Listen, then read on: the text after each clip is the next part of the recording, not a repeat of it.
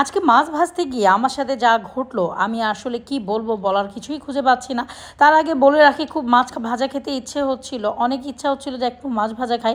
তারপরে খুঁজে মুজে দুটো সরপুঁটি মাছ পেলাম এবং এই সরপুঁটি মাছটাকে তো ভাজার জন্য একটু ভালোভাবে পারফেক্টভাবে চেয়েছিলাম ভাজতে। আসলে যে পারফেক্ট হবে কি হবে না তাও আমার মানে কি আর বলবো, যাই হোক যা ঘটলো। আর এটা মানে অনেক মনের দুঃখেই আজকে ভিডিওটা করছি। তো এখানে পেঁয়াজ বাটা দিয়ে নিয়েছি, হলুদ মরিচের গুঁড়া লবণ এগুলো সব আলাদা করে মাখিয়ে নিচ্ছি। আসলে মাছের মধ্যে যদি দিয়ে নেই, কোথাও মাছের মাথায় যায়, কোথাও লেজে যায়, কোথাও পেটে যায়, এই জন্য ভাবলাম না, আলাদা করে আগে মশলাগুলো ভালো মতন মাখিয়ে নিই। যখন ভালো মতন একটু মাখিয়ে নিব, দেন মাছের গায়ের মধ্যে গায়ে হলুদের স্টাইলে মাছকে মাখাবো এবং ভালো মতন মাখাবো, এপিট ওপিট ওপিট এপিট করে সুন্দর করে মাছগুলোর মধ্যে এই মশলা বাটাটা যেটা সেটা মাখিয়ে নিচ্ছি।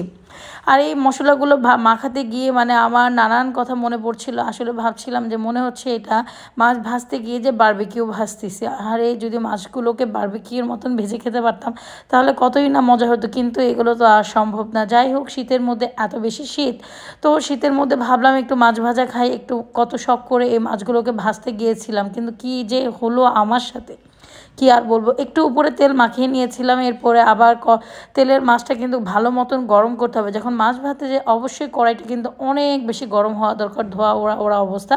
কিন্তু আসলে আমি সেটা করতে পারিনি, কারণ এত গ্যাসের এত কম পাওয়ার ছিল যে কড়াই থেকে ধোয়া উঠবে এমনটাই হচ্ছিল না। মানে একদম চুলার মধ্যে কোনো আঁচই নাই, গরমই হচ্ছিল না। দেখতে পাচ্ছেন যে আমি একদম হাত দিতেও আমার কোনো ভয়ই লাগছিল না, কারণ মানে মাছের কড়াই এত ঠান্ডা ছিল। কিন্তু দুপুর গড়িয়ে সন্ধ্যা বিকেল হয়ে আসতেছে মাছ ভাজতে ভাজতে, কিন্তু মাছ ভাজা পারফেক্টভাবে আমি কিছুতেই গরম করতে পারিনি। তারপর যাই হোক, মাছগুলোকে এক এক করে ভাজবার জন্য তো দিয়েই দিয়েছিলাম চুলায়, এবং ভাবছিলাম যে কত পারফেক্টভাবে মাছ ভাজা খাবো, কতদিন মাছ ভাজা খাই না। আজকে সুন্দর করে মাছটা ভেজে নিচ্ছিলাম যেন আজকে পারফেক্টভাবে মাছ ভাজা খেতে পারি। কিন্তু এইটা আবার কি ঘটলো, এইটা যা ঘটলো আমি একদমই সত্যি কথা চিন্তা করতে পারি। মাছের যা উপরের চলটা ছিল সব উঠে গিয়েছে। মানে এটা কোনো কথা হইলো? এটা কি হলো? মানে পুরো মাছের চলটাগুলো সব উঠে গেছে। মানে মাছ ভাজতে যে এইটা দেখার পর আমার মনটা এত খারাপ হয়ে গেল, কারণ মাছের উপরের এই আবরণটাই কিন্তু সব থেকে বেশি মজা লাগে এবং ক্রিস্পি লাগে এবং খেতে ভাল লাগে, কিন্তু সেই আবরণটাই পুরো উঠে গেল। আসলে গরম না হওয়ার কারণে যা হয়, কড়াই যদি গরম না হয় তাহলে কখনোই মাছ ভাজা পারফেক্ট হয় না। তো এখানেও আমার সাথে তাই ঘটলো এবং মাছ ভাজা পারফেক্টলিভাবে হয় নাই।